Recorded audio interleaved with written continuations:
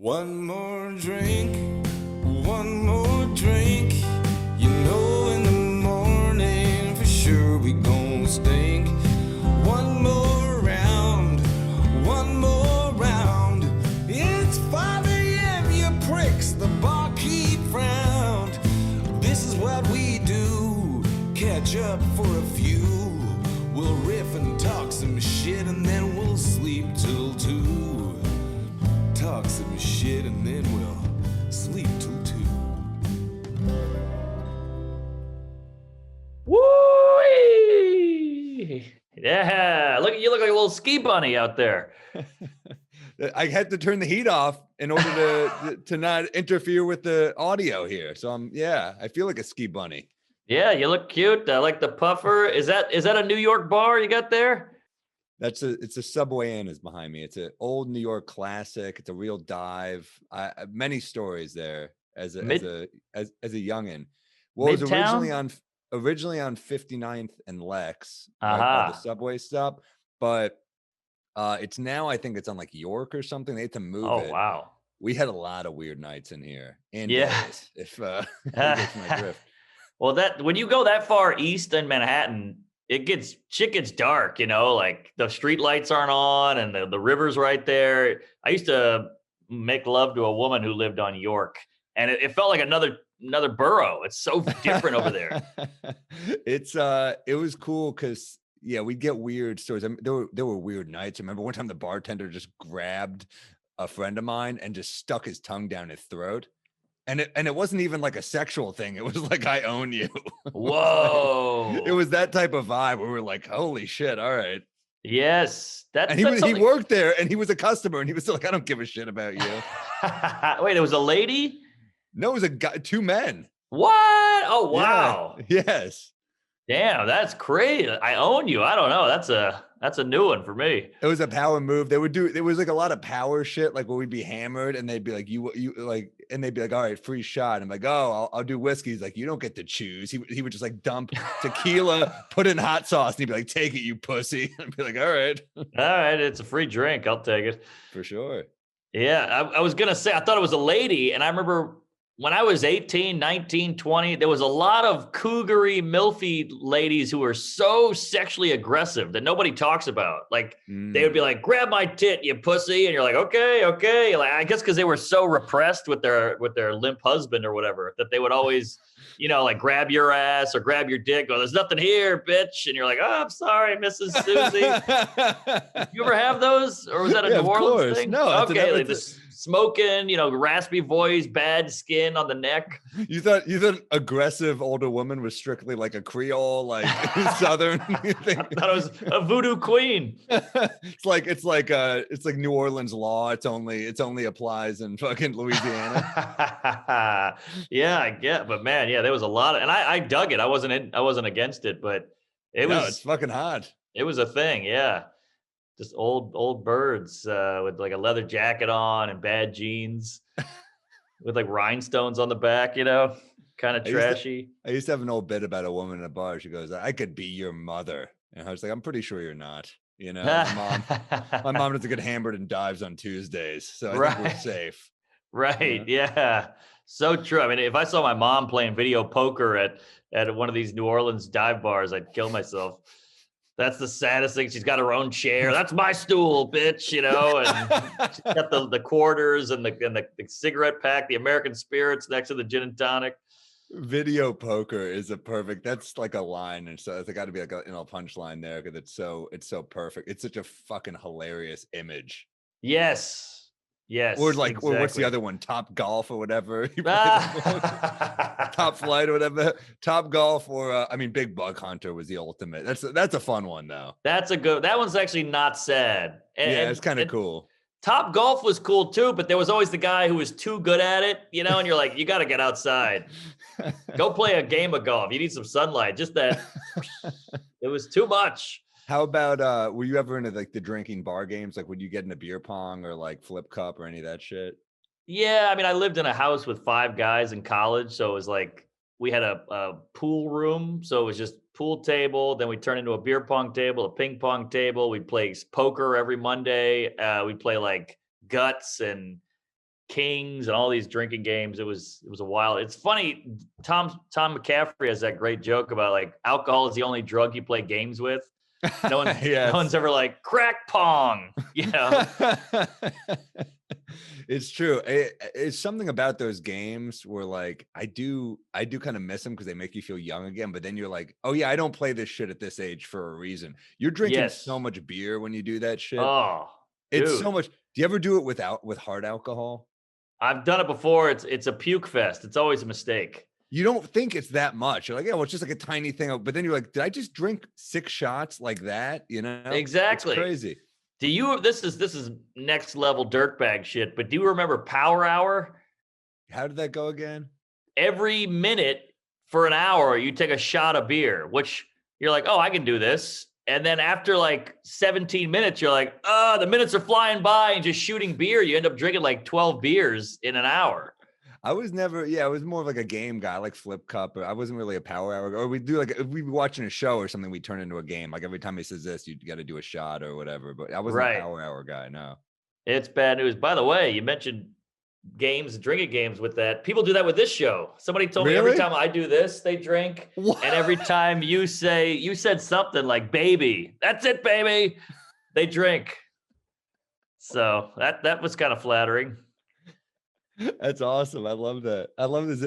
And and then we had a lot of tweets and stuff, people mentioning that like they're sober and they still love the show, and that like they appreciated us shouting out sober people, because that is hard, especially this year, man. Holy shit. Yeah, I mean, we couldn't do it. We're not that strong. No, God, you're right. It's a strong thing. It really is. I'll even try. Like, I'm not going to drink this week. And then your friend's like, oh, you want a beer in the fridge? You're like, all right. Like, it's that easy to turn me. It's such a funny thing where like I remember old movies like Casablanca I'd watch growing up and be like, Bogart, that's a man, internalizing his feelings and drinking himself to death in Morocco. That's a real dude, So true. Yeah. I mean, it was romantic. It was romantic, but then you get older and dealing with shit is actually more manly. It's more difficult. Great point. I mean, like Don Draper and Ernest Hemingway, the rocks and the whiskey, it almost looked classy. And yet it's actually fucking a sad, what do you call that? Vice. Yeah, Hemingway was a man, though. Let's face it. I mean, man. He wrote like a man. He was in the war. He was such a manly dude. I mean, holy shit. And he killed himself. It is kind of a manly way to go. Yeah, with a rifle, by the way. Damn. Pretty crazy. And that was one of my first jokes ever. I said, my English teacher said I was going to be like a young Hemingway. And I was like, why? Because I'm a great writer. She goes, no, you're an alcoholic who's going to kill himself. That was one of my first. That's a great dark joke. David Angelo had that funny joke. He's like, Ernest Hemingway actually wrote in a moleskin. He used moleskin, and he's like, I believe it, because every time I pay for one, I see the price, I want to kill myself. He had some great ones. Fun. David Angelo is hilarious. He lives by me. We took a walk the other day. He's a fun dude. Oh, nice. Talk about just a comedy character, great writer, weird guy, funny voice, the whole thing. Man, he's got a joke I love. He goes, I went to private school and kids are always beating me up for my brunch money. He had another one I love. He goes, yeah, when I was a kid, we were broke. We had a black and white set. So every time the Incredible Hulk got angry, I just thought he turned into an Italian. Because Bruce Banner to Lou Ferrigno. That's an older reference, but perfect joke. He's so funny. And then to say Italian, not Italian, Italian is so much funnier. Yeah, my cousin saw him at a show at UCB, and he was like, "Do you know this guy? He's so funny." And I was like, "Oh yeah." It's like very like up his alley, kind of like weird but very clever. Yeah, he's great joke writer. Yeah, great. He wrote for Fallon for like 10 minutes. I don't know. Daily Show now. And okay, great. He's like the one like kind of fringe conservative in the Daily Show room, keeping them semi-sane, I guess, and probably driving him nuts, I'm sure. Oh, dude, he's an angry. I mean, his Twitter alone, I'm like, oh, hope this guy's okay. His Twitter's great. I know, I love it. If you want a great follow, I think he's hilarious on Twitter. So funny, so fun. I like watching people lose it on Twitter. It's fun when they like get honest. It is fun, but there are always the people you're like, fuck, don't lose it too much. I want you to have a career. That's true. That's true. Because it's real easy to pull a Roseanne, pop an Ambien, have a red wine, and say a black joke or whatever it is. Have you ever done a sleeping pill and then done morning radio the next morning and you say shit where you're like, oh, I fucked up? Oh, I've definitely been hungover, but I take sleeping pills every night. So every night you take a sleeping pill? It's a problem. I gotta come back to life. Yeah, I need to get sleep. I can't. To me, it's the falling asleep. Once I'm asleep, I'm good. I just can't turn it off. Damn. What kind of sleeping pill do you take? Well, I went with the melatonin. Then before you know it, that's not a pill though. This is just the beginning. I was taking 4, then you take 5, then you're like, well, this is done. Then you start taking CBD oil. Like, oh, this is helping. Then that's not doing anymore. So then I do a Tylenol PM, but then you're like, I don't need the Tylenol. So am I hurting my liver? And after a while, I would do Ambien. Damn. You but I kicked Ambien every night. I kicked Ambien every night because I was falling asleep like sitting up places. It was really embarrassing. I was pulling like a grandpa. The problem with me with melatonin is I already have nightmares, and it for some reason makes my nightmares so vivid. Interesting. Do you know that's the thing? That's why people do weed, I think, is because it actually will help. I don't know which one is it. Indica, the one that helps you sleep. I think that one helps with nightmares, they say. Oh, that's fucking bad. Boy, these scientists, man, they really mastered the weed. I know it's a hacky joke now, but it's like so impressive. These strains, this one makes you hungry. This one makes you sleepy. This one makes you less anxious. Yeah, they have. I mean, it's like, it's crazy where it's come in our lifetime. I mean, I remember like getting into a car to like get weed from a stranger, and like, yes, it's fucking weird as a kid to do. And now it's like, soda's got that bit like how they're like sommeliers. It's crazy. Yeah, they are. That's such a great point. And the funny thing is, these guys are in a lab coat. They're scientists. They're botanists, but they still keep the names funny, which I love. It's like, do you want to get Maui Wowie or Anal Fisher? Or do you want the Squirter? Or do you want, whatever the hell, Bobby Flay? There's always some fun name. They could have Fisher. They could have held off on the names, but they hung in there. Anal Fisher, I think she was on Boy Meets World. Topanga, huh? Oh, she was hot. She was hot. Oh, yeah. Classic. I looked her up not too long ago. Did you? Oh, these kids today have no idea what they got with the internet. They can see any child star nude. They got an OnlyFans. They got Google. I mean, back in our day, if she did Playboy once, you were lucky. Terry Hatcher's doing Playboy, Did she? Oh, yeah. Jenny McCarthy, Anna Nicole Smith, Jenny McCarthy, man. I remember that was a good time to be a hot chick because they were like, yeah, we'll give you a comedy show. Like, that's how low the fucking bar was. Yeah. All you do is pretend to fart or squeeze a tit and you were a comedian if you were a hot chick. Yeah, she wasn't funny. No. MTV really was throwing shit at the wall. They really were like Jenny McCarthy. Occasionally they'd land back in the day. Right. Even like singled out back in the day. You're like, oh shit, that was kind of crazy for I what loved it was. Yeah. Yeah. Young Chris Hardwick, right? Right. And Carmen Electra, talk about the 90s. So hot. We sound like real boomers right now. Well, I guess I think we're technically millennials, but I don't feel like a millennial. Yeah, I don't either. Yeah, like it's weird. My friend he's got this great joke. He's like, man, I used to make fun of millennials, and I gave it a Google search, and he's like, I stopped making fun of him because he is one, and it's so true. Like millennial is 80 on, I think. Ooh. So we're definitely in there. What's the one after that? Gen Z. And when does that start? 90. Really? I think so. 95. I could be wrong. Call in if you know. What are you drinking, by the way? Oh, good question. Well, as you know, don't buy the background. I'm in a Hilton Garden Inn in Omaha, Nebraska. Not bragging. And so I realized I went to the club, I did a show, and I came back and I said, I got to do a pod, but I forgot to bring a cocktail. So I went down to the little mart they got down, the little market in the lobby. All they got was lemon truly. Oh, man. So I'm going to be that guy. Lemon truly. I'm like a hot chick at a Kentucky Derby over here. That sounds like a homophobic dad calls his gay son. You fucking lemon truly. That's what Hemingway would call me. There it is, folks. I Sorry love about the it. background. I love it. I got a Manhattan going. I'm on original. Mm. Went back. I was gonna do a Belvedere or whatever they're called. It's when you do sweet vermouth, bourbon, and Campari. But I was kind of like, I'd rather do. They have another one. I'll do it another week called an Old Pal, which I like better. It's dry vermouth, bourbon, and Campari. It's fucking good. Can we just go on a limb and say that might be your favorite cocktail?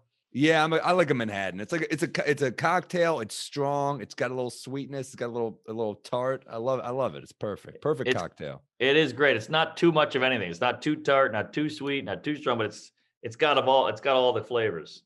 Gives you a nice buzz too. Like, it makes you just feel. It's a good drunk for me. I've been doing wine a decent amount, like a little red wine in the winter, scotch in the winter. But man, it's cold out. It's snowing here, man. That's why you're stuck in Omaha, right? I know. I saw the photos, or I saw some news reports from New York, and man, it is coming down. It's like a whiteout out there. And I had a flight at 6 a.m. It's a nightmare getting out of Omaha. 18 layovers and a bus and a train and a tram and all this shit. And I got a text today. It's a canceled flight, so I had to like reschedule, and I'm sure that'll get canceled. So tomorrow's going to be a whole airport day. I can already feel it. Damn. I hate a stressful travel day, man. It's nothing Nightmare. worse. Nightmare. It's brutal. I mean, luckily, I got a phone and Wi-Fi so I can get some work done at the airport, but you just can't relax the whole day. Then you finally get home at like midnight and you got to Uber to your house. It's a nightmare. Fuck. Yeah. I don't miss that. I haven't been on the road in a bit, like flying in a bit, but I'll be back at it soon, I'm sure. Yeah, I miss it. Yeah, it seems like it's starting to open up a little. Yeah, I think it's going to open up a little. I mean, it's like people are getting the vaccines and stuff. I think the numbers are going to go down. I know January was like the worst month, but I think it's like it's the worst right now. It's gonna go downhill, I think. Yeah, I think so. And like my mom has the vaccine, my dad has the vaccine, girlfriend's mom has the vaccine. So like it's getting around pretty good, I think. I know people are bitching about it, but if my mom's got it, that's a good sign. What any good Rex? Oh man, this is gonna sound weird, but I was flipping through my cable package, if you know what I mean. I don't want to get too into it because I don't want to get yelled at, but I was flipping through my shit there, and I'm a big documentary guy, as you know. Saw a documentary on Lynyrd Skynyrd. I go, yeah, they're a popular band. I've never really gotten into them, but I'll listen. Sweet Home Alabama. Amazing doc. Blew my mind. I couldn't believe it.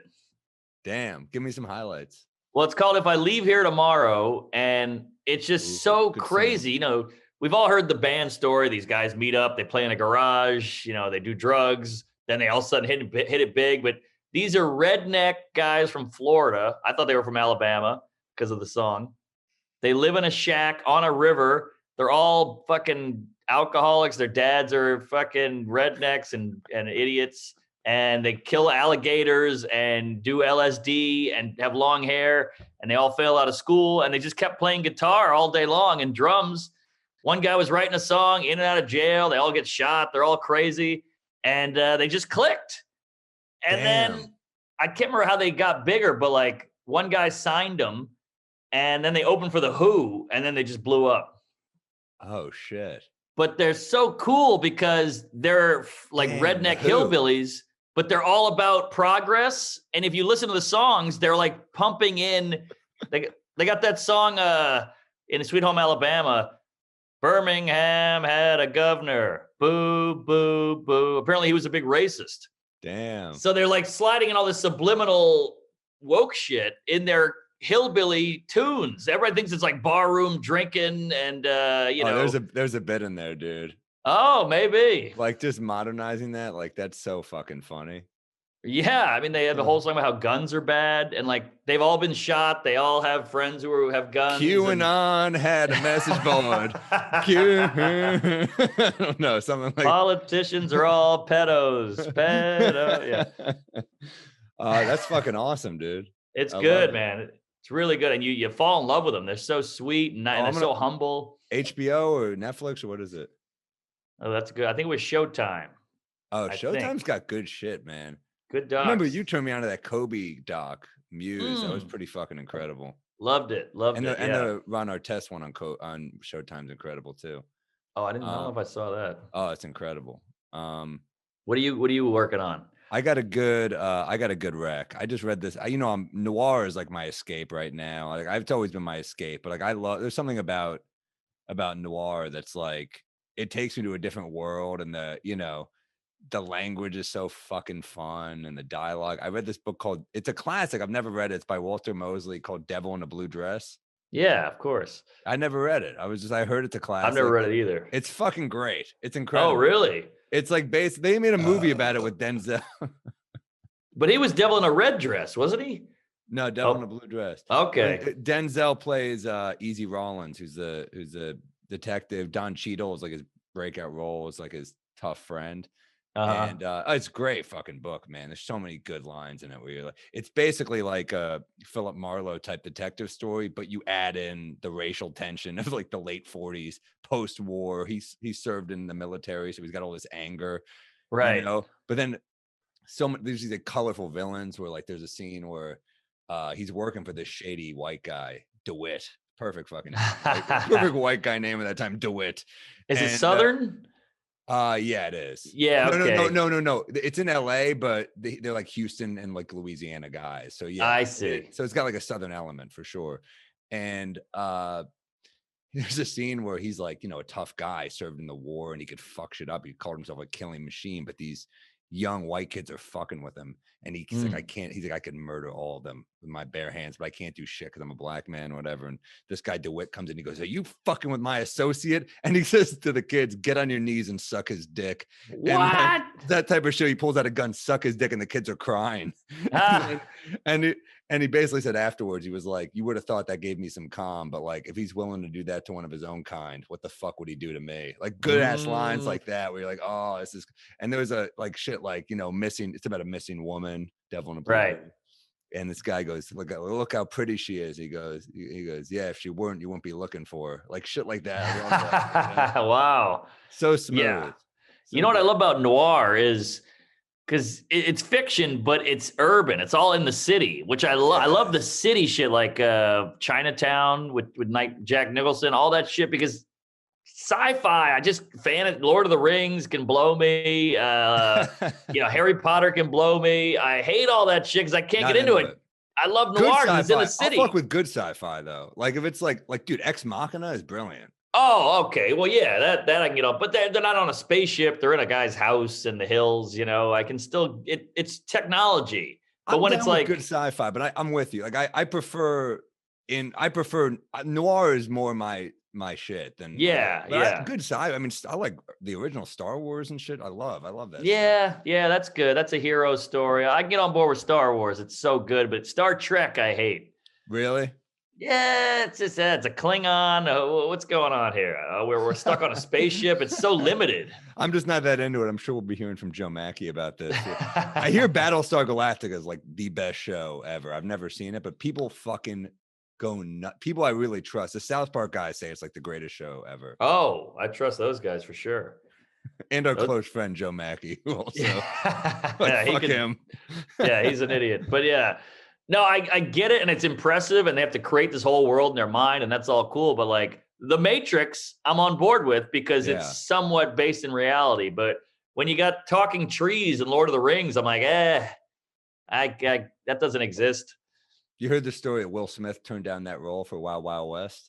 I did hear that. What an idiot. That's crazy. I probably, because he got to sing a song for Wild Wild West probably. He was so hot with music at that time that they were like, you get a song. And they were like, he probably asked the Wachowski brothers, he's like, can I have a song? And they're like, fuck you don't have a song. Can you imagine the Matrix as well? Like, fucking red pill, blue pill.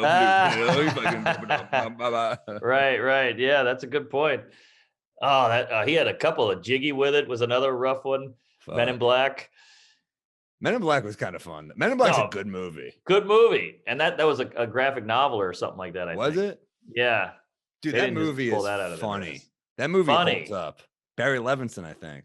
Yes. Yeah, and a great movie. That was back when a black guy and a white guy was still like, whoa, they're partners. Holy shit. Like, look at these two. Oh, my God. Like Rush Hour, another 48 Hours, Men in Black.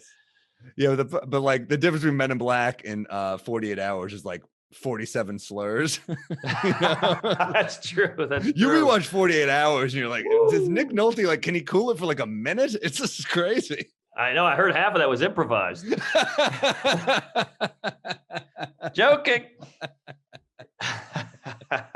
But he looks like that guy. Like when he's saying the N-word, you're like, oh, he means it. He's got the bad suit. He's blonde, old blonde guy, Yeah, that was 48 Hours is a great movie though. I mean, that was like a movie where the violence felt real. That character who was in trouble the whole movie, that bad guy who was just trying to like save his girl, whatever. Like that was a dark storyline. So like that balanced some funny ass shit. Yeah. With some real stuff, Right. It still had some grit on it, but it still had like a lightheartedness too. It's really well done. Yeah, man. Eddie Murphy fucking rules. He really I said it before. I'll say it again. I don't think he should come back. I mean, he can do whatever he wants, obviously, but as a stand-up, it'll never live up no matter what. So that's a weird thing. Like we've talked about guys like the legends who die young and you're just like immortalized. Like it's not just comedy. Like you go to Cuba and it's like Che Guevara's pictures everywhere, because he went out in his prime, and then you have fucking, Fidel Castro lives forever. Right. You know what I mean? Right. Yeah. They can't kill that guy. You go out at the peak. Yep. That's who you are forever. Like Bill Hicks is Bill Hicks. So true. I mean, he even has a bit about it. Like, what if you saw Hendrix now doing like an AT&T commercial or selling fucking Depends or something? Like, how sad would that be? And he epitomizes that with his early day. Died at what, 33? Yeah, well, Bill Hicks. I mean, like, think of all the greats that died around that age. I mean, Jesus aside, you've got like Bruce Lee. You've got, like you mentioned, Hendrix. You've got fucking Janis Joplin. Like all these legends Kurt who died Cobain. super young. Cobain's a big one too. Yeah. Is that because like how he could have changed? Maybe. I know. Turning into a dad and all that, and becomes like a Fox News guy. Yeah, he'd have a podcast about how much Pearl Jam sucks or whatever.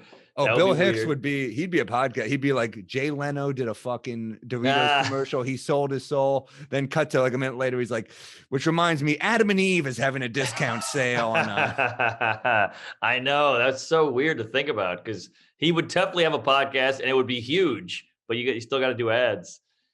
Yeah. Well, can I tell you who gave me a phone call last week? Oh, I'm excited. You teased us a little off air, so maybe catch everybody up. All right. So I was telling Mark that a comedy legend gave me a call. I mean, you've had this with Seinfeld. You had Seinfeld hit you up and be like, I'm a fan. You hung with Jerry. Yeah. Oh yeah. Highlight of my life. You text with Jerry.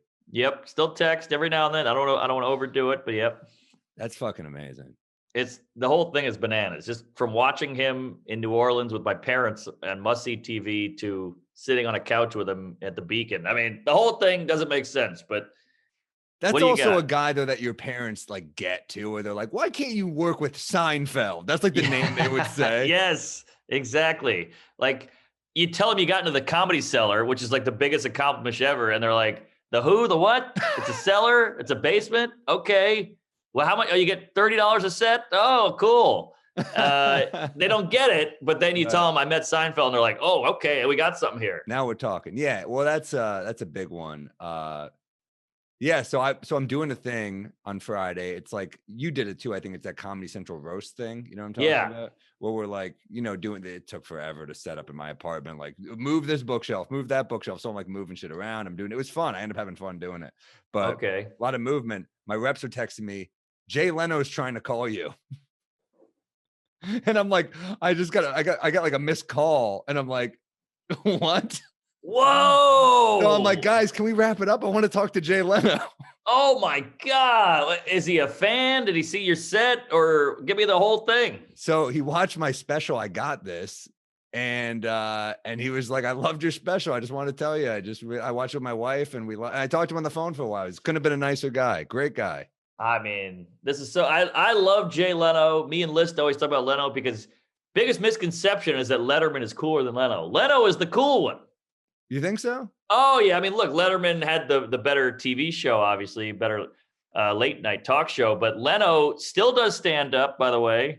Yeah. Letterman gave up stand-up a long time We ago. talked about Letterman, that. He mentioned that. He said he's doing Zooms. He's doing Zoom gigs. what? Yeah. Oh my God. Also, you do Letterman. He's ice cold. He doesn't talk to you. Leno comes in your dressing room. He goes, "How you doing? What's going on? What have you been up to?" And then like, "How long you been doing it? Where do you get up?" And all that shit. And he wants to talk to you, and he like gives you notes and he compliments the tags. Whereas Letterman just goes, "All right, see you. Get out of here."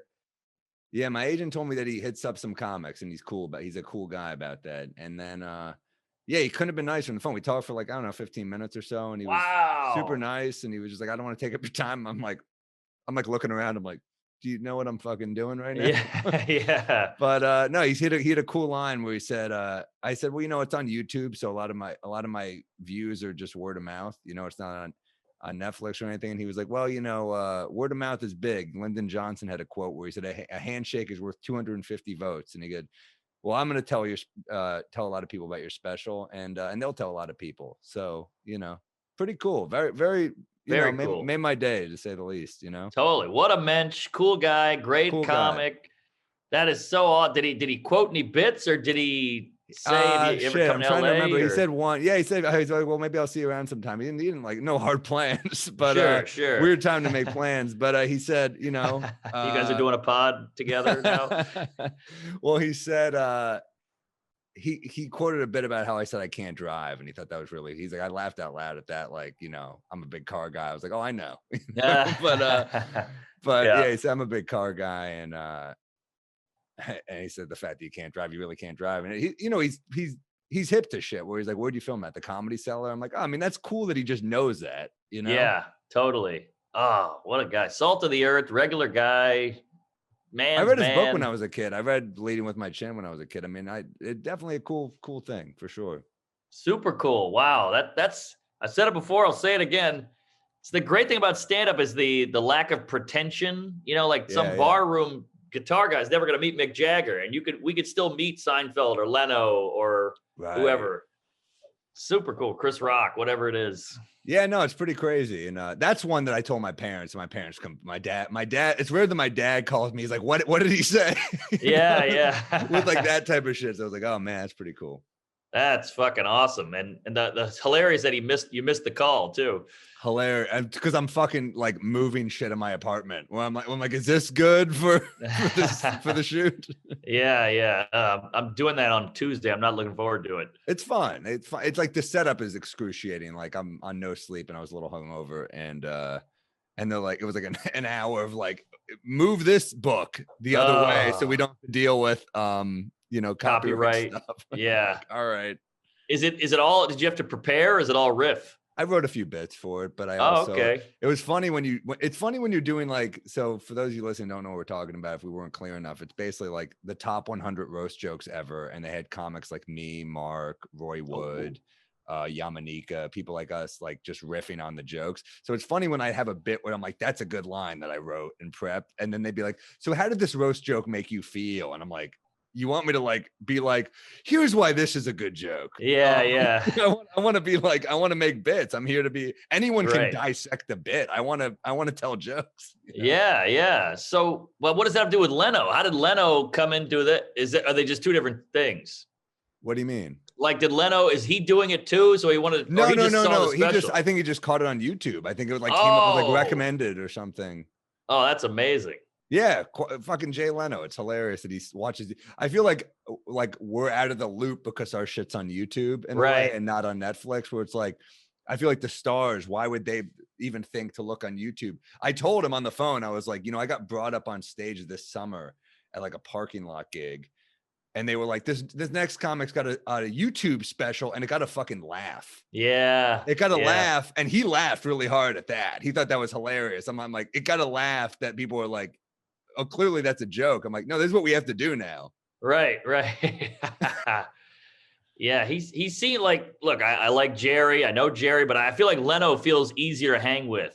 You know, Jerry, I'm still on kind of pins and needles the whole time. But Leno, I feel like you could kind of let your guard down a little bit more. I think part of it is kind of like, this is how I look at it now, man. Like my friends are my friends. Like you're my friend. I have my friend group, you know? And then those guys, it's like, it's all house money. It's like, whatever. It's great. It's awesome.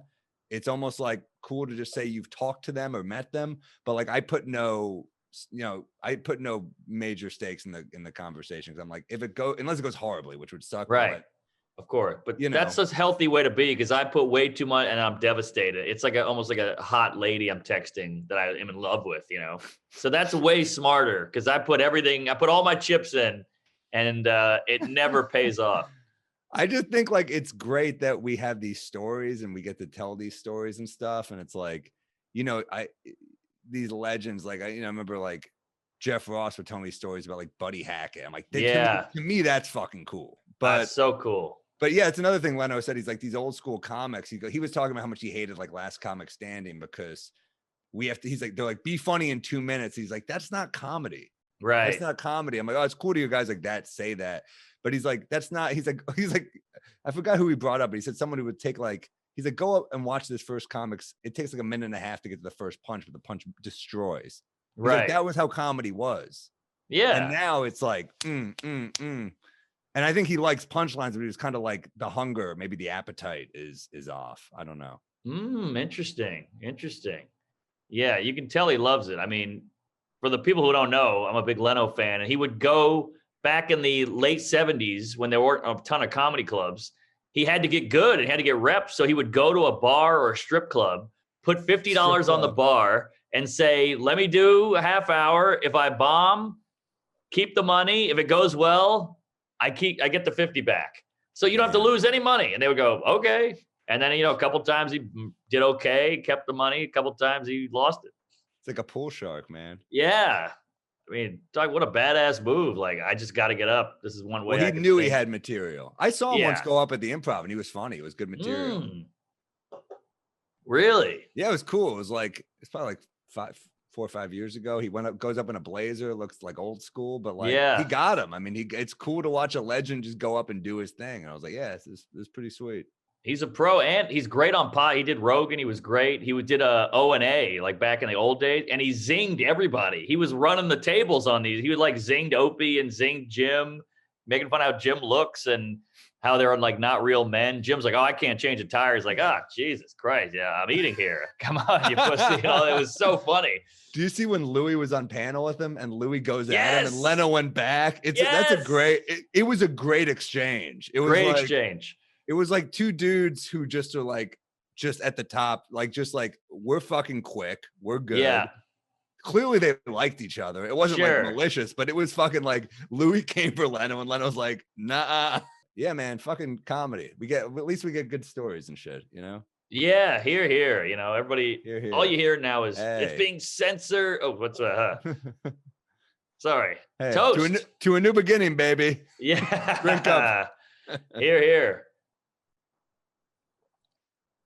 That's a new segment you mentioned. We should toast I think something. a toast is fun. We could come up with like funny toasts and shit. Well, that'll be our next week. Well, that'll be our homework. We'll come up with it. All right. I got one already. I mean, I already texted it to you, but I'm toasting the GameStop guys. Good for them. Those fucking nerds on Reddit who beat the system. Here.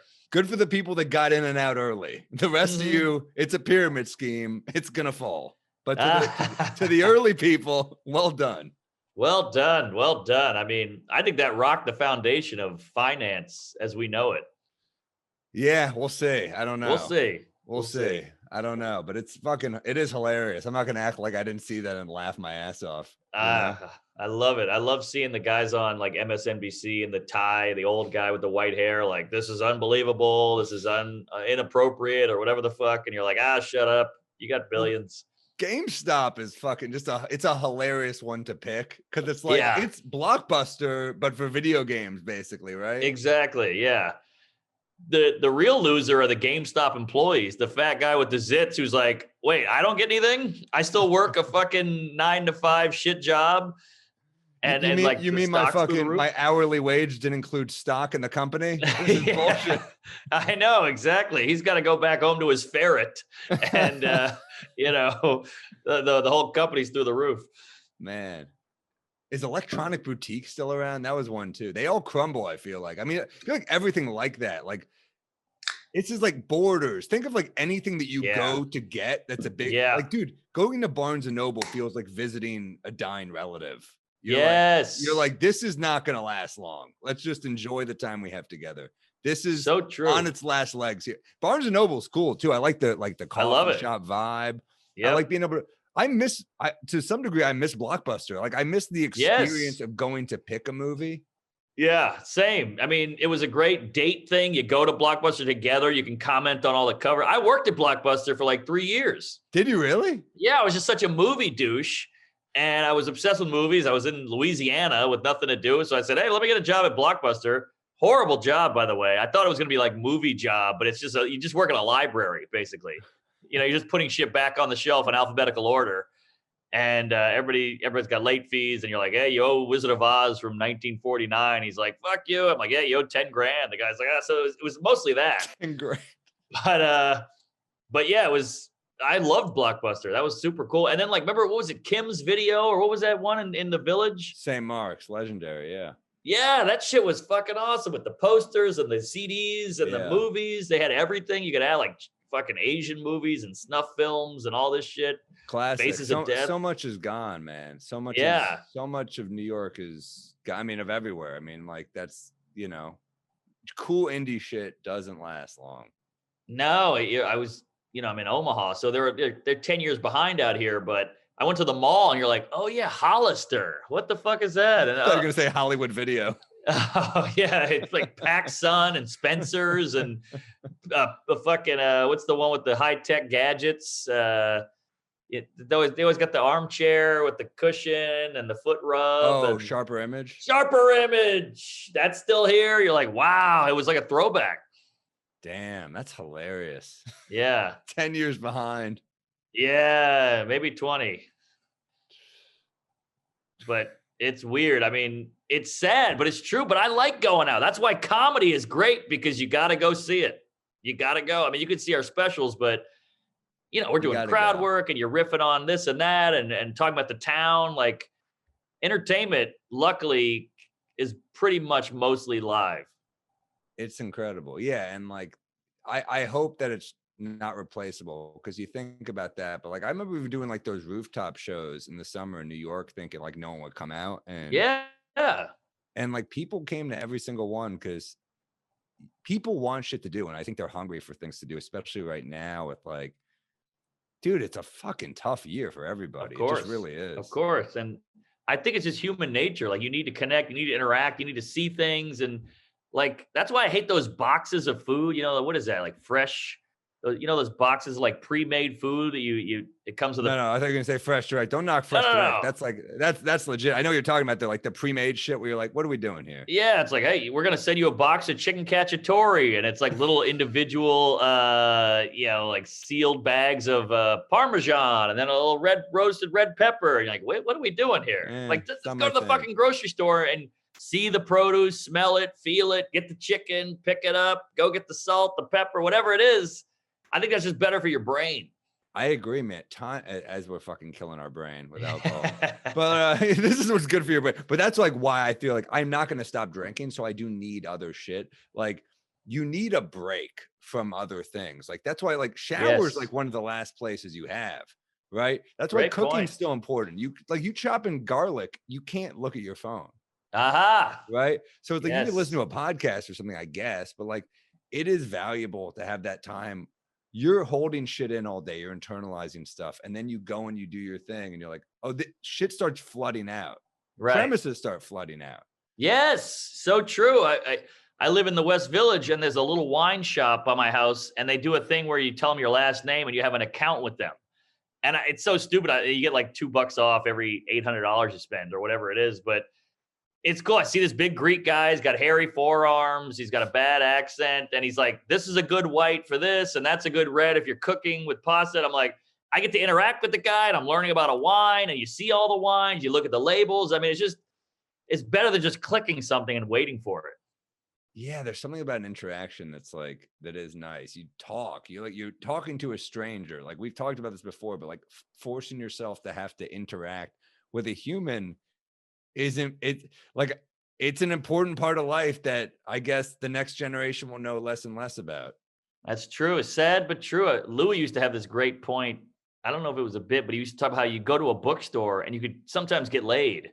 You go to a bookstore and you see a lady talking or reading, kind of leafing through Tolstoy, and you're like, oh, you got to read this one. And she's like, oh, really? You like that? And he's like, we should go get a glass of wine and talk. And then boom, so like, or how about Blockbuster with the Jeff's picks? Remember that? Like, you got to check out Jeff's picks, and you're like, boy, Jeff loves Carrie Elways or whatever the fuck, the idea that you're using Tolstoy to get fucking pussy is so funny to me. Where's like, Tolstoy?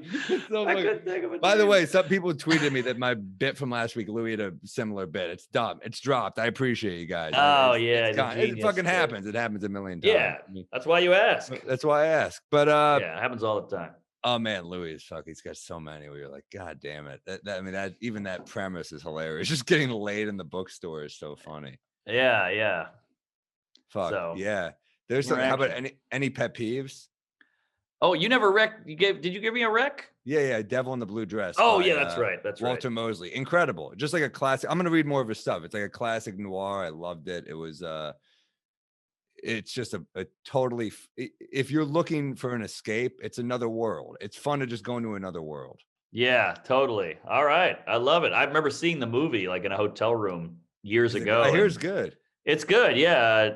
I think they changed it to make it Southern, because I remember a lot of moments where Denzel would have like the sweat stains on his button down, and then he was fucking one of the ladies, and she was like, oh, Lordy B, you're ringing my bell. That's what she kept saying. And it felt very Southern. So maybe they Denzel's adjusted so cool, it. Man.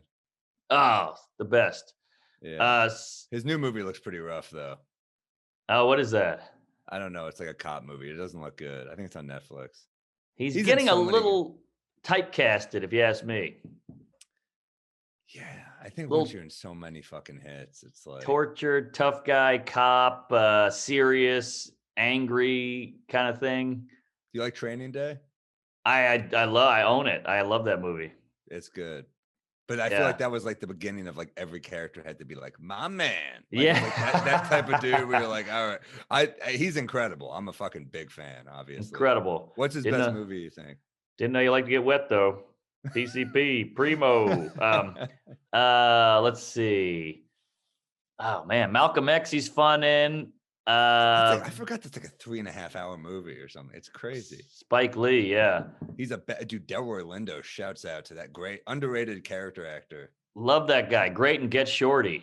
Oh, Get Shorty fucking rules. Great movie. And what a cat, like a young Gandolfini's in that. And Dennis Farina, is that his name? Is he? I just recommended someone Midnight Run where Farina just like. Oh, that guy's a beast. That guy is great. And he's great in Snatch. RIP, man. Yeah, Farina is a fucking legend.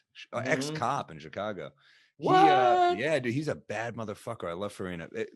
Get Shorty, one of my favorite lines is fucking R.I.P. Gandolfini too, the greatest. Oh shit! When he goes up to Travolta, and Travolta goes, "This guy's stuntman," and goes, "Yeah." He grabs him by the nuts and like throws him down a flight of stairs and goes, "He's good." So good. Wow, that movie rules. That was back before Travolta had the massage table incidents, and you still believe the fact that he could throw a guy down some stairs. Although the nut grab is not. Has anyone had a weirder career than Travolta? Like the ups and downs and just like. So crazy. I mean, started out bangers. It was like Saturday Night Fever and Grease and all these huge hits. And then Look Who's Talking. Then he went to hell. Then Pulp Fiction. Then Michael. I mean, it was just like this phenomenon. Michael is such trash. I saw you tweet about it, didn't you? It's so bad. I watched a little bit of it because I was just like, I just want to remember how bad this is. And like, I love Andy McDowell, but like, God, it's a fucking turd, man. Holy shit, is it bad? They were just trying to ride his charisma all the way to the bank. And it's like, look, he's likable, but no one's pulling this shit off, dude. No one's pulling off the angel who's like just got a horseshit dialogue. Yeah, there was a couple. It was trying to be like kind of a Ghost thing where they had like the sappy music and they would like slow dance alone, and she would shave him. Ghost is way better though. Ghost is great. Yeah. But Whoopi Goldberg was fucking funny in Ghost. I think she won an Oscar for that. She was good. Started as a comic. Yeah, Whoopi was funny. Yeah, she was funny. The View is a bummer, but she was funny. There's just no way you're making that show. That show's just not going to be good. No.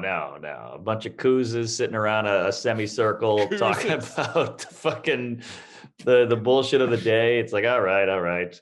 Coos is such a good insult. You fucking coos. What a I great love insult. coos.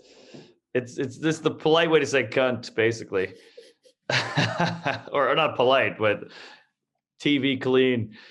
All right, pet peeve. Here we go. Let's go. Ooh, I'm howling over here. Yeah. Pet peeve.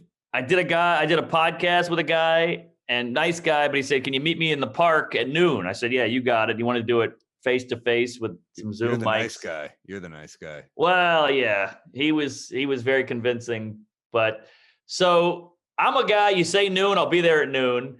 It's 11:52. I'm walking there, and he goes, "Hey, where you at?"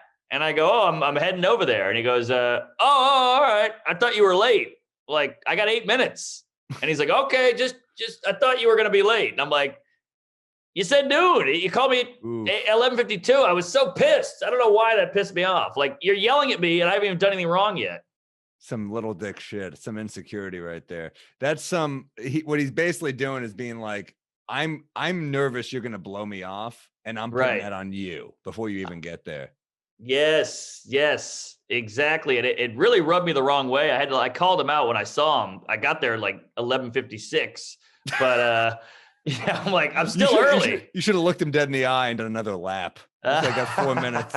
You prick. Right. Because to me, a minute is a minute. Like, if you say noon, I'll be there at noon, but I don't want to get there at 11:50. I'm very punctual too. If I'm gonna be late, I was like 4 minutes late to a Zoom the other day. And I gave a huge apology. I said, I thought this was an hour later. I'm very sorry. And it was 4 minutes, but it was Zoom. So you should be on time to a Zoom. But I try to be punctual. You're fucking with another person's time. And I think it's very rude to be late. And there's some people who just live to be late. Oh yeah. That will fuck you in life. Being early or on time is you get a huge leg up if you're on time. The late guys, you just don't trust them. There's all these Hollywood stories about people who just showed up. They would show up like 30 minutes early to meetings and just make sure to like watch them walk in. It was like a power move. Like they're already there, just sitting there, you know? Yeah. I had a pitch with Netflix. This is 4 years ago. And I show up and I was kind of running because I didn't want to be late. And I was a little sweaty. And I show up and in the lobby in a t-shirt, basketball shorts, and flip-flops was Adam Sandler.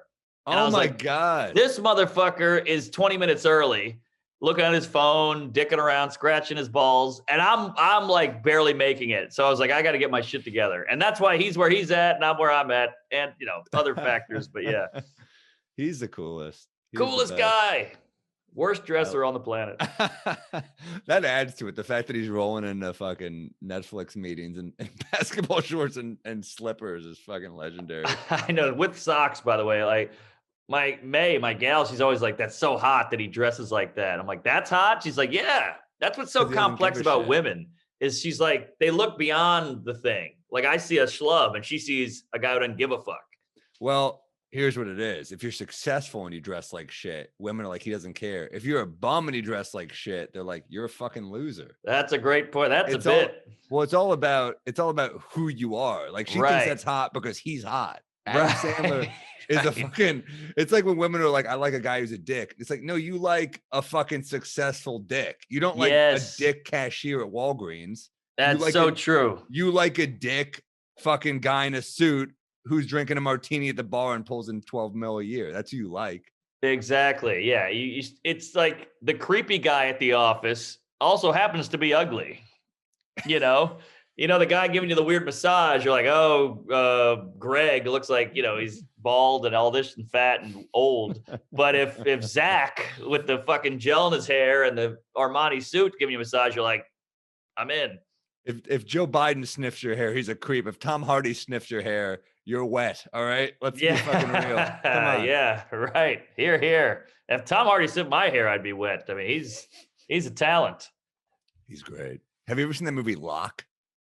Lock? No. Dude. All right. Highly recommend it. It's like a 90-minute movie.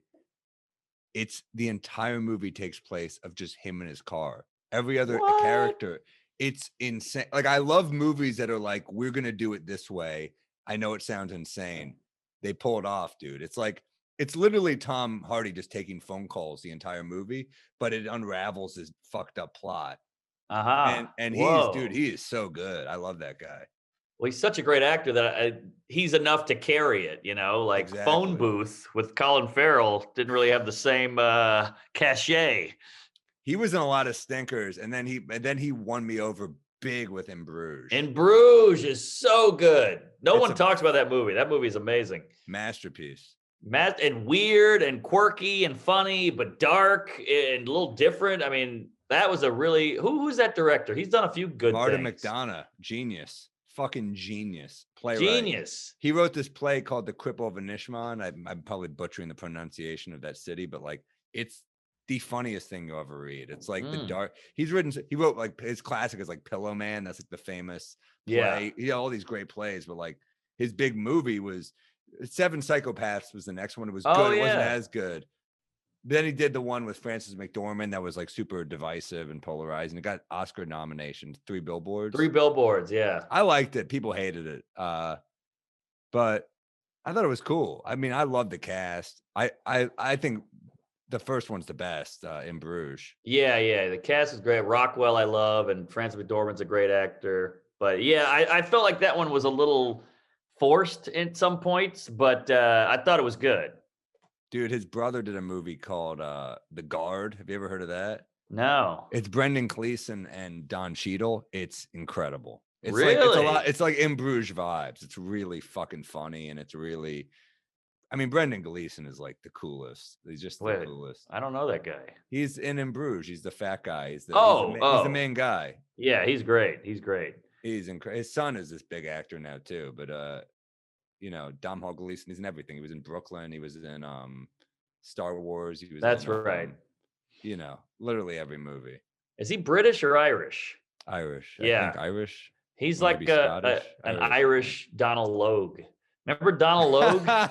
He's a great actor. Great actor. You don't hear about him. Look him up. Give him a goog if you don't know him. He was in every TV show, every commercial. The Tower of Steve? No. Oh, it was that was like his breakout movie. He was like a fat ladies man. It was funny. Oh wow. All right. He's a great actor, that guy. Great actor, funny, great comedic actor, really good. See, we know about all these guys that don't get any love. We respect quality. I think they've had good careers though. I think like they made money, and I think to be a working actor is so hard and to beat the odds. And I think he is probably still working. I would think he's so good. Yeah, I'd hope. And then you always forget about this Broadway, there's off Broadway, there's all this like summer stock and Shakespeare that we forget about, but that's quality work for an actor. True. Yeah, no, he was he's great. Everything is in I think he was on Gotham. I think he was like a recurring on that, which is like a big show. So I think he did well. All right. Yeah. I hope he is, because he's a talent. Yeah. I'll give you my pet peeve. Oh yeah. I did a podcast, and a woman called me. She's like, "Comics, you guys are the bravest." I'm so sick of people calling comedians brave. We're not brave. Enough of this shit. 2 things I hate when they describe comedians: brave and truth tellers. Two of the things that bug me the most. Brave. Navy SEALs are brave. Right. All right. Right. Like, we're telling jokes. If it goes badly, I have my legs. You know what I mean? Like, let's be real. And as for truth tellers, we're joke tellers. We're truth explorers. Truth telling it sounds so pretentious. Yes. If you're only seeking the truth, you're not seeking a joke. Yeah, I completely agree. They always say that about Pryor. He was so honest. I'm like, well, anybody can be honest. I'm honest, but it has to be funny. Like I can go up. I used to wet the bed. I think that lady's ugly, whatever. It's easy to be honest. You got to make it funny. Exactly. So that bummed me. That annoyed me. And that's fun. Yeah, I'm with you. It just, I mean, like, I'm flattered that people think what we do is brave, but it's like, we all think different things are brave, but like, let's not lose the fact, like, we're having fun. It's not the idea when people are like, it's so courageous. It's like, come on, we're telling jokes. We're having drinks. We're having a good time. This isn't right. Right. I got a Budweiser up there. How brave am I? But Yeah. I will say there are parts of comedy, and it's the part that nobody thinks about. Everybody's like, you're telling the truth, you're a truth teller, you're brave, whatever. No, that's not it. The hard part is when you're sitting in the green room going, I'm hungover, I'm depressed, I got anxiety, and I got to go be funny for an hour and kill. That's the hard part when you're like, I was on a fucking 6-hour flight. I had a layover. I'm hungover. I want to kill myself. I'm on 2 hours of sleep. Now I got to go kill for 2 shows, an hour each. Well said. Yeah, I think it's the idea that like finding a partner who's down with this lifestyle is so challenging. Oh, that too. Finding someone who's like okay with it, like they don't get what it is on paper. Like I've said this a lot, but like dinner is a sign of stability to a partner. We don't give them dinner. We give them a lot of breakfast and lunch, but there ain't going to be dinner a lot. I mean, sometimes, but like, you know, so that's one thing. The other thing is just, you know, you nailed it as well with having to subdue that anxiety and having to internalize a lot of that pain. Where I remember one time at the Cellar, Esty, the booker, the Cellar, who I miss, and I remember I was going through a breakup, but you could just see I was not well. And the host runs up, I think it was Will Sylvans, runs up and was like, Sam, you're on. And Esty just looks at me and gives me one of these. Like pucker up. Yeah. Damn. She's Israeli. It made me laugh. I laughed really hard. Like, that shit will help when someone gives you a little fucking bump, you know? I'm like, all right. Doesn't work the other way when a guy says, hey, how about a smile, honey? But if a lady does it, all right. But no, it's funny. It's funny. Telling me to turn it on was pretty funny, though. And like, dude, yeah, exactly. Esty's lived a much harder life than we have. Oh, no doubt about it. Yeah, serving in the Israeli military, you know, that life. She's a tough broad. Tough broad and a nice lady and giving, and she's done so much for all of us, yada yada yada. So like, you got to give it up. Miss all the Cellar people. Miss the Comedy Cellar more than anything. Holy shit. In the words of Gary Goldman, it's not just a comedy club, it's a lifestyle. You go there to eat, you go there to write, you go there to see your friends, you go there to work out, you go there to hang. I mean, it's Thanksgiving, Christmas parties, all that shit. It's just, you know, I'm texting Liz. You had a podcast with the fucking manager of the place. I miss her, man. Yeah. Yeah, same. Vegas. Yeah, good people. All good that. People. Best. Good It'll people. Be back. We'll be good back. Club. Yeah, shit. You said something and it made me go off on a thing in my head, and now I lost it. Going up when you don't want to go up. Oh yeah, that's the thing. It's tough because I think the most exhausting thing, and maybe it's because we're a bunch of introvert dweebs, but the most exhausting thing to me is being on when you're not feeling it.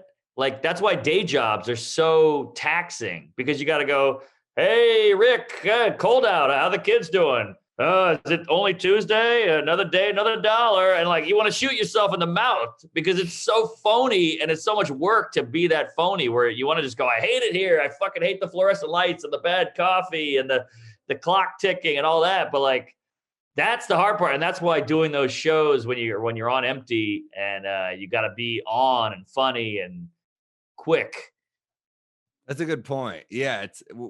I mean, as I just mocked that this is like not just truth telling, but like there is an honesty in our field. Like when you work at a bar, you're drinking. There's like this kind of calm reality that we've all kind of agreed upon. We're like, yeah, we're not going to bullshit each other the same way you would in an office. And that when you do tell each other shit that you probably wouldn't tell in an office, right? Where you're like, yeah, I had this bad breakup or something. People know shit is going on where they might not know otherwise. And a bar setting makes it all kind of like less weird. Also, the fact that we work at night, I think something about like night is almost like it brings more of a reality to it. Yeah. At the end of the day, it's kind of like, you're kind of like, who gives a fuck, right? It's kind of like, it's over, right? Yeah. The morning, it's weird to be real in the morning, right? Yes, completely. But at night, you're kind of like, yeah, it's the end. It's like, it's the end. That's a funny way to put it. So yeah, it's weird to be phony. So I think these people know more about us than they would like otherwise. Like our coworkers, it's beyond coworkers, it's friends. Like we will have a drink. If you had a drink at an office, you'd be closer with your coworkers. You just be like, I fucking love that guy. We'll have a drink. But like if you were getting fucked up with your boys at like Home Depot on the hours, you'd be like, that's my fucking dude right there. Exactly. And look, Truth Tellers is pretentious, but we do get to be honest on stage, and it's just such a better way to be than the whole "how was your weekend? Another day, another dollar." Like if you go to fucking Youngstown, Ohio, you can go on stage and go, "Well, this town sucks," and it gets a laugh because it's like, yeah, it does. And you're some outsider from New York saying that.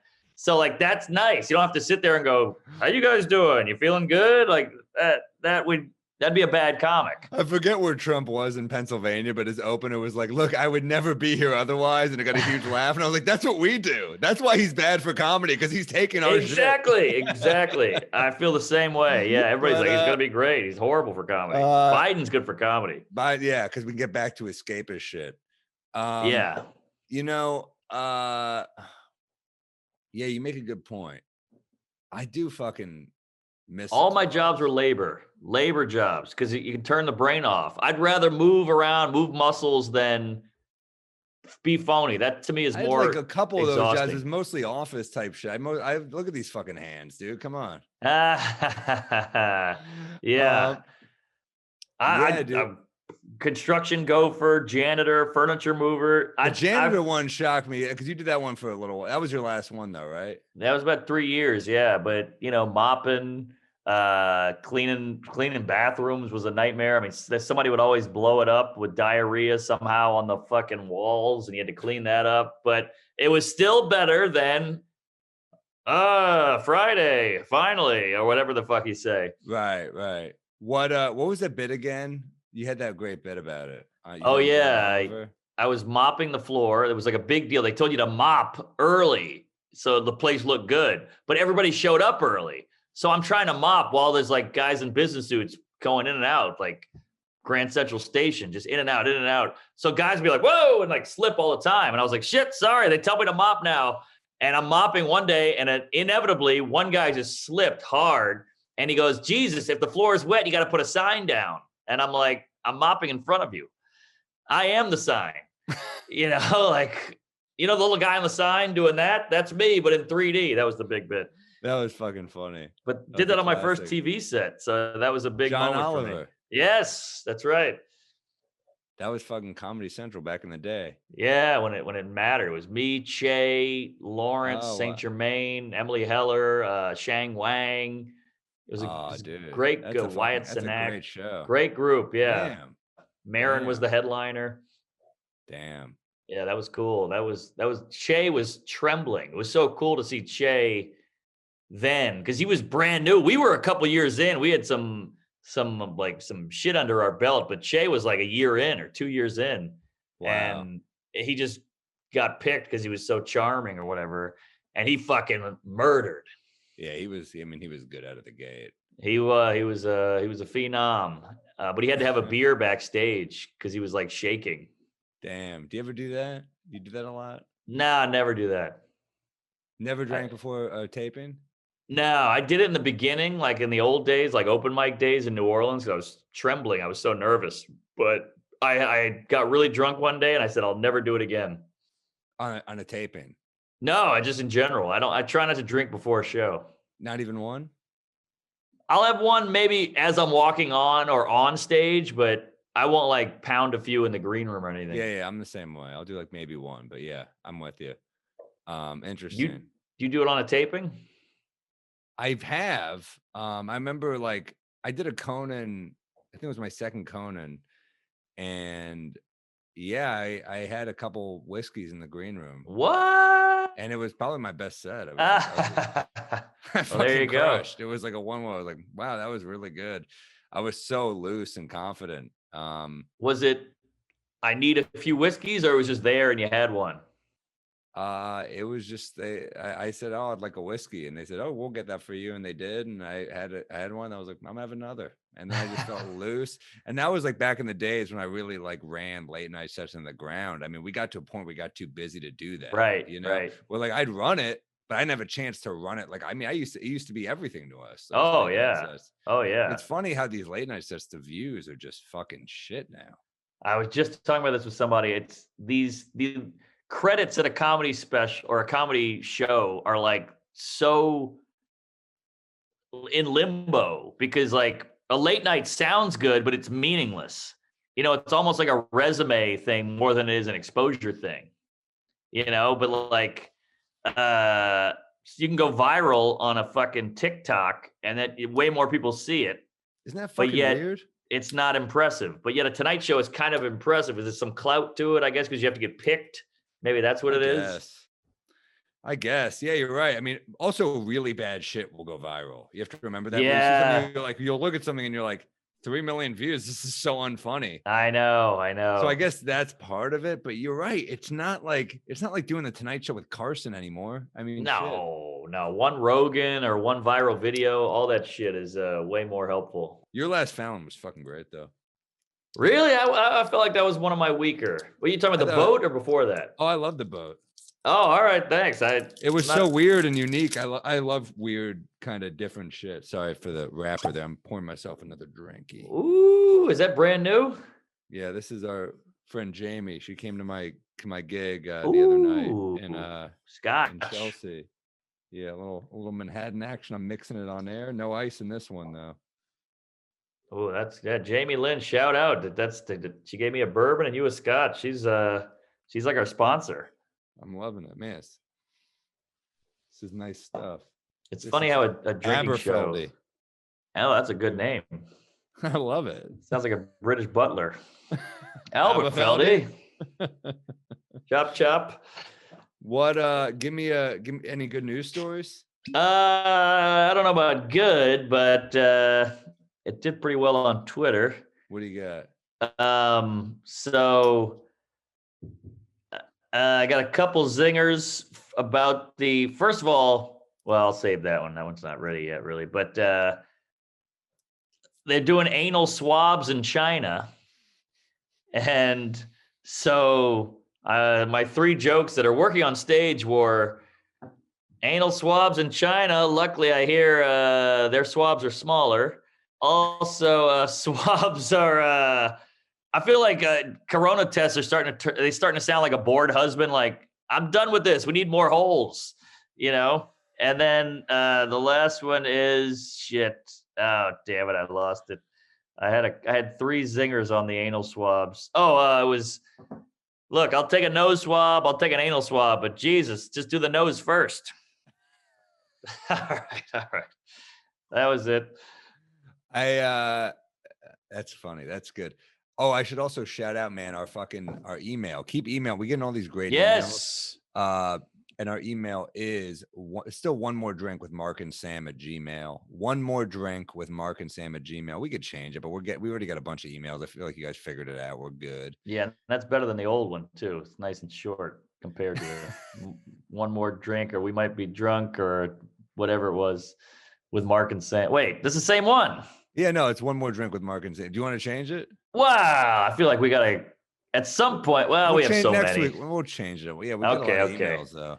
I do like that people are sending us emails and they're like the people that send in the subject heading pet peeve, recommendation, yes, joke. I like that. Keep doing that for you guys doing that. I love that what we know we're opening. That's kind of cool. And the animations and shit's hilarious. Yes. The photoshops are incredible. We loved all of them. They're so all cool. That. And we'll eventually post all that. So if it's quality, we'll post it. We don't give a shit.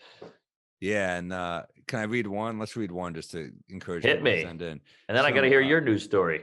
I don't think I have one actually. I fucking forgot one. Let me see. Okay. I don't think I have one. I got a bit. I'll do a bit. But, all right. Let's see. Angie G. It's from Angie G. Hello, gents. I had one pet peeve for a few years now, and I hope that you'll agree. When people rapidly self-announce themselves as empaths. What does that mean? Like they have a lot of empathy. Oh, okay. Did I mispronounce it? Empaths? Empaths, sorry. I think it's a huge sign that you're talking to a douchebag. If you're intuitive and I think if you were intuitive and compassionate, I think she meant to say, to the people around you, people would discover that by being around yourself. You don't need to announce it. Comically, the people that say that about themselves are the most oblivious and self-centered ones. Much love, Angie G from NYC. She wrote, "Wow, how redundant. I meant announce themselves." LOL. Oh, there we go. I completely agree, Angie. I agree. Yeah, it's like people who are like, "I'm my own worst critic," and we're like, "Are you?" Let's fucking give it a. It's annoying. Yeah, because I hate you way more. I bet. But it's I like, completely agree. yeah, people that are like, I'm very empathetic. I remember I went on a date with a girl once, and she was like nonstop. Like, she's like, I got to go to. She's like, I'm gonna go to Africa. I'm gonna like really. I want to see human suffering. I was like, you should look at my face on this date. That's human Exactly. suffering. Yeah, yeah. Just do it. Enough with the talk. And the talk is overcompensation because you don't do it. That's my theory. Why do you think people do that? They're just like, I need to like announce that I'm a great person. Yeah, yeah. They just want you to think they are because I think they know they're not. So they can maybe convince you that they are. It's like the guy who's like, gay guys are gross, they're going to hell, and you're like, I think you're blowing dudes. Why is there so much energy behind that? It's because there's something internal with you. Yeah, I think you're right. I think Yeah. that's what it is. It's like, it's a weird thing where you're like, I don't even know if they always know though. I think they're kind of Right. like, I think sometimes they're just like, no, I'm like a healer. I think being a healer is like something people are very, I'm like, no, I'm like, I feel pain in other ways. And it's like, well, you don't feel my pain and you're talking to me. So Yeah. I don't know if you're feeling that much pain, but Exactly. It's like that old joke from the show Seinfeld where George is at the diner with Jerry. He's like, yeah, one of my talents is I can sense the slightest human suffering. And Jerry goes, you getting anything right now? fucking perfect. Perfect. So true. Yeah. But just don't announce, just do. Enough with the announcing. Just go. Like, my brother went to the Peace Corps in Africa for 2 years, helping like African people in a village learn French and math and all these things. Never brought it up, never talks about it, never posted about it, just did it. Yeah. I think that's how you do it. Although that's not the way anymore. I mean, think about it. Like, the amount of posting people do, the amount of like, it's just posting and boasting, man. Like, look what I fucking did. And it's all about like, I'm a great person. That's what it really comes down to, is like, social media has, the addiction of likes has really brought out the worst in us, which we've talked about a million times, but like, it's brought out the point where you're like, this is a brag sheet. Yes, exactly. And we don't even know if you did do this or you actually do feel that way. This is just what you're putting out. This is how you want to be perceived. I don't even know if it's the old adage. I don't even know if it is old, but I might have made it up. It's like, if you do a good deed and don't post about it, did it happen? Yeah, that's true. I don't know. There's like that woman, there's that fucking viral video, that woman, that really hot white chick who just gets out of a car, takes a photo at the Black Lives Matter thing, and then just gets right back into the car. Yeah, with the drill on the plywood. Like, that's the most telling 2020 like, this is who we are as a person summed up in one piece of shit video. I could tell it was extra bad because I am a great empath. So I could tell. Yeah, there you go. That's so true. Yeah, it's like the model. There was that model in Manhattan who went around with a BLM. It's like onesie on, and she looked super hot, and like all these black people were like, "Fuck you! You're not helping. Get out of here." It was great. It's so that person just gets yes-anded every day. I know, exactly. If you're a model, it's just all day like, you're the shit, you're great. Yep. So it's like, it is funny, like with a big group, be like, no, boo, fuck off. That's the only time you can get like that. Because one-on-one, no one's gonna fucking tell that. I mean, maybe a couple people, but like, Yeah, Chelsea Handler, do a documentary about white privilege. Great idea. That'll click. People will enjoy that. Meanwhile, we send our specials to Netflix, and they're just like, here, let me just pour some fucking diarrhea on your fucking tape right there. Let me just dump some diarrhea on your special. Exactly. Woo, that's good stuff. Oh yeah, you got a bit? Let's try a bit. Fuck. Should I try one that I'm like, I can't crack? One of them I can't crack, and one of them I'm like, I just came up with. Which one should I try? Hey, I'm down to hear both. All right, I'm down. All right. Let me try the first one that I just came up with. It's like, so this woman heckled me the entire set, drunk, annoying, heckled me the entire show. And of course, afterwards slid into my DMs. and That's my great friend already. said, "Do not have sex with her. She doesn't deserve it." And I was like, "Oh yeah, I like that you're assuming that sex with me is a reward." Right, Like, right. do you think like I've never pulled my pants down and been like, "It's your lucky day. Feel free to collect," you know? Right, So that's right. part of it. It's like, and I was thinking like there's more that's like something there. And I think there's something more about like the idea of like I get like with a joke or fucking afterwards, I get the same sound. I get a wonk wonk. Like that. That's like maybe a tag. But the first part is like I think there's some meat in the idea of like, Definitely. yeah, this is not a reward for like this is not good for her. Yeah.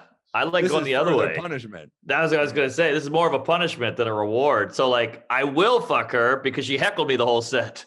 That's how I'll get back at her, by fucking her and, not getting her off or whatever it is, not satisfying her. Although I don't want to give her 2 bad performances in one night. Well, she stops interrupting. It could be good. That's the other thing. It's like you were bad at my best. You think she's Right. gonna be well behaved while I'm fucking her? Right. She's gonna be on top of you, like, you suck. You're not good at this. I'm bored. I'm like, can someone throw her out? And I'm like, fuck, it's just me. All right. Right. No, that's great. And also there's something to the fact she's heckling you and then wanting to fuck you. So you're like, Damn, isn't it weird? yeah, what the hell? You were mean to me. You were rude to me. You ruined my show. And then you're like, it was only because I liked you. It's like a kid at a schoolyard punching a girl in the shoulder. And the girl's like, what are you doing? They're like, he likes you.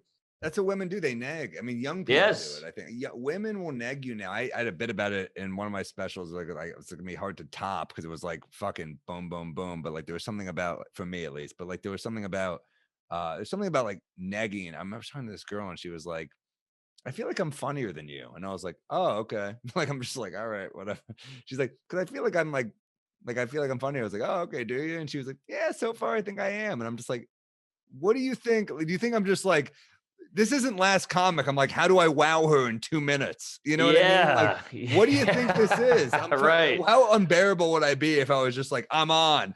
But yes, good point. And also, I don't know if you feel this way, but when a woman is negging me, I'm like, this is a dumb dude move. You should be better than this. You've seen idiots hit on you your whole life, and you're gonna pull the same horse shit. Like, you should know better. You're a lady. You're a woman. You guys are smarter, and you guys are, or whatever you want to call it. Like, you've been hit on more, so you should know the bad moves, and now you're doing the bad moves. It sucks. You're totally right. I mean, it's one of the things where it's like, well, they're just shitting on you. They're just like, oh, like, what are you thinking? And I'm like, were you thinking of a joke? I'm like, no, I'm thinking of like a polite way to say that your opinion is not important to me. Right, and right. I don't care if I see you again. Yes. That's what I'm trying to find a nice way to say, I don't care for you. I don't know. I get what do you say? It's a tough spot. And yeah, it's hard as a comic in that way because, like, look, we're flattered. This girl's trying to talk to us. It's cool. Right. We'd like to talk to a lady. But when you're kind of being like, why aren't you funny now? And be funny. And you suck. I'm funnier than you. You're like, I don't know what to do here. Should I just insult you? But that's going to ruin it. It's a weird spot. I want to be nice, but you're also annoying. It's also the second we get off stage and it's like, why don't you do your job the second you finish your job? Yeah, right. Yeah, exactly. I don't think any other job has that. Yeah. It's one of the things where I'm like, I'm talking to you. I'm being polite. I don't know what to do here. Yeah. It's been 11 seconds. What do you want from me? Another act? Like, should I juggle? Come on.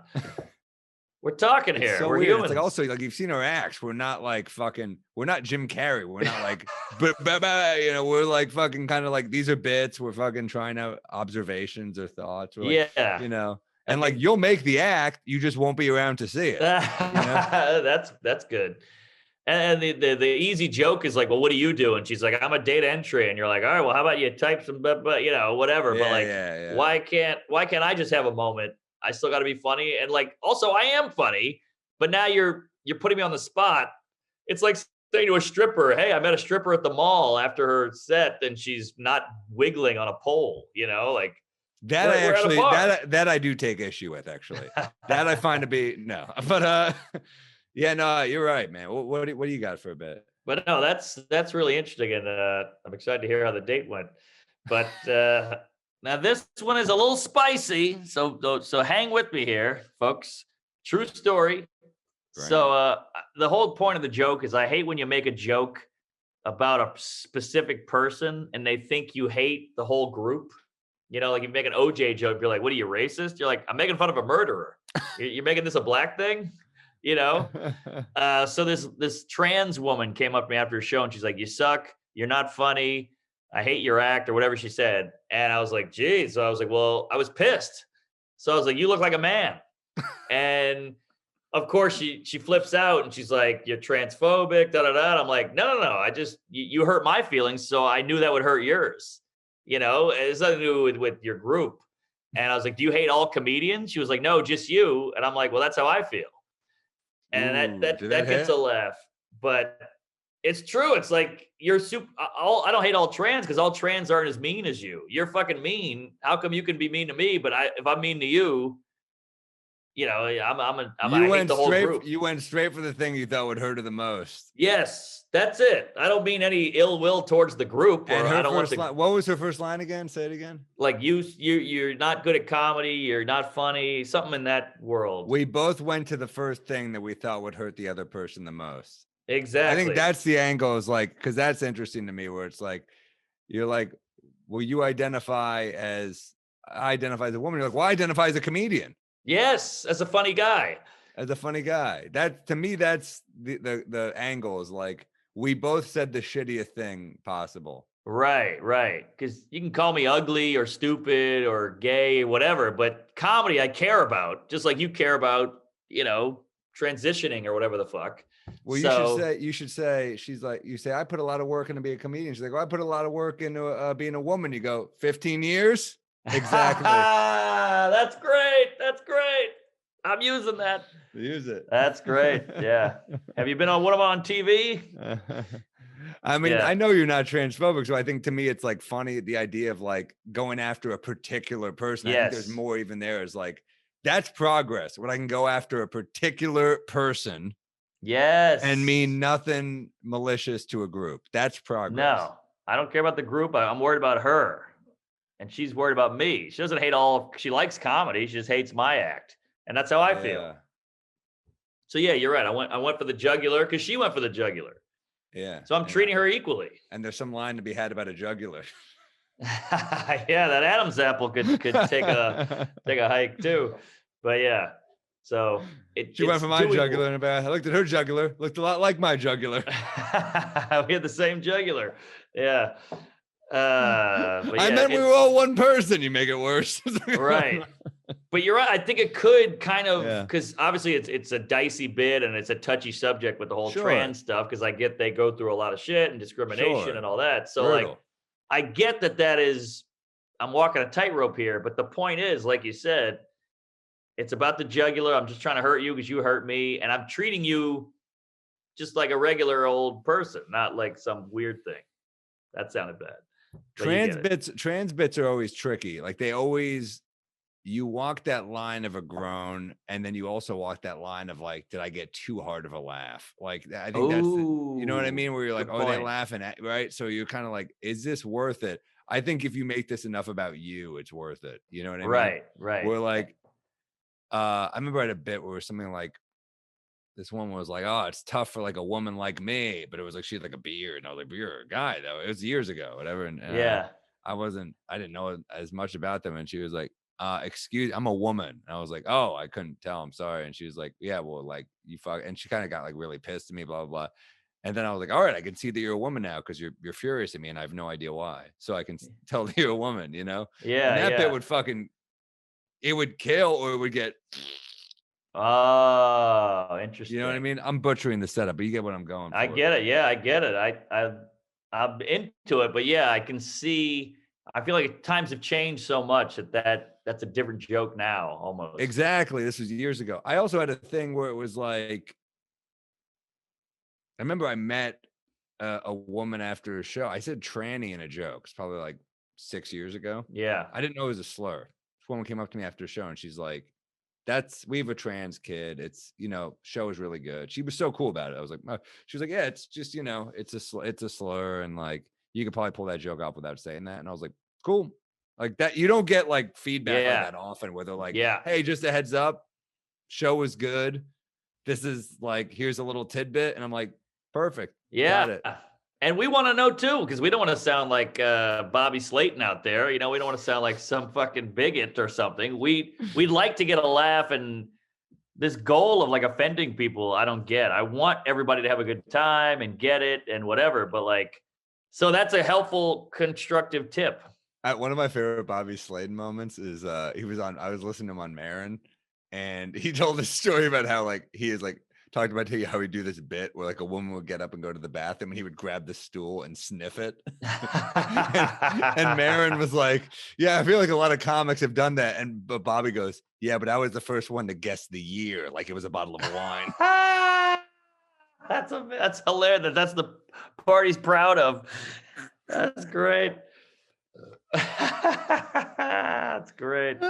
Made me laugh so fucking hard. Guess the year. I guess the year.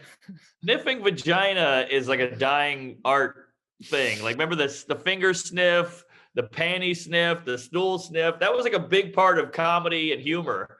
It wasn't a thinking man's gag. No, definitely not. You know, Mort Saul wasn't doing a stool sniff, but it did make me laugh. I'm not gonna act like funny. That it's fucking funny. That gag is not. Yeah, this is comedy gold. I don't care who you are. You know, you see Charlie Kaufman do that, you're laughing. Fuck, Charlie Kaufman's such a genius. Oh, genius guy.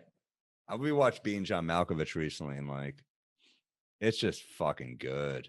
You know what he's got? He's the best at, you know, when you're really high or when you're like in some kind of Zen meditative state and you're going into like these crazy chasms of your brain, you like keep going. He's got that. He can go into these crazy creative chasms and then still write it. I go in those chasms, I slip out of it and I go, whoa, what the fuck was that? He can still hold on to it. I'm with you. I think I get scared. I think I get trapped. But something about how he goes to these, like that, some of those holes. Like also the fact that he's just like John Malkovich is just like boys with Charlie Sheen in that movie. It's so fucking random and funny. Like that so movie just rules. It's just so fucking weird. But, oh man, Catherine Keener in that movie, so sexy. So hot. I know. I wonder what that was, because she's not hot in other things, really. But she is though, kind of. She's just like she's a great actress, so she just knows how to like be whatever she is. She's just always amazing. I saw her on a flight once, and I just panicked because I got out of the bathroom and she was right there, and I go, "I love you." Wow.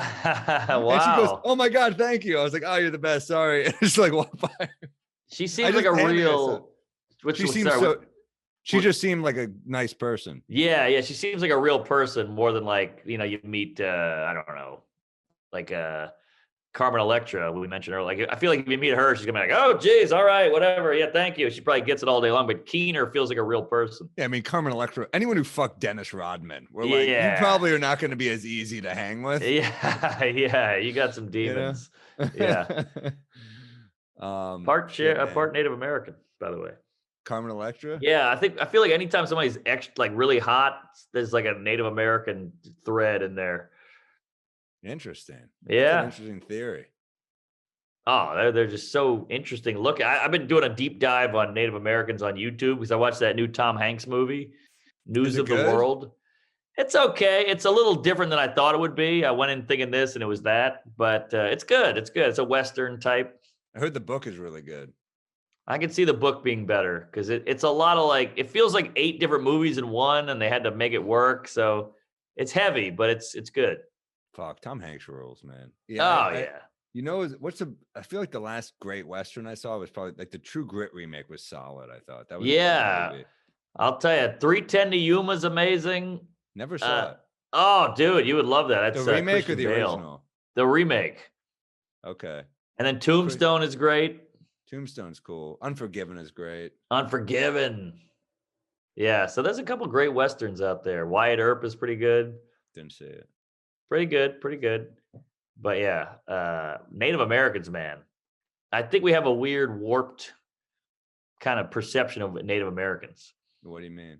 Well, first of all, everybody's like, "Oh, we wiped them out, we killed them," but it's like, yeah, that's true. But they also killed us all the time randomly. Like if you lived in Texas, it was just kind of normal that like, oh, my baby was kidnapped and my wife got shot through the head with an arrow. You're like, all right, well, we should move, or we should, like, so they were nuts, but they would also kill each other. And that's the other part no one talks about. Like we act like they were these peace loving, pipe smoking, teepee chanting, but they would kill the fuck out of each other too. So like some of them hated some of them and they would hang out with us. Like we got to watch out for those Choctaw. They're fucking wild.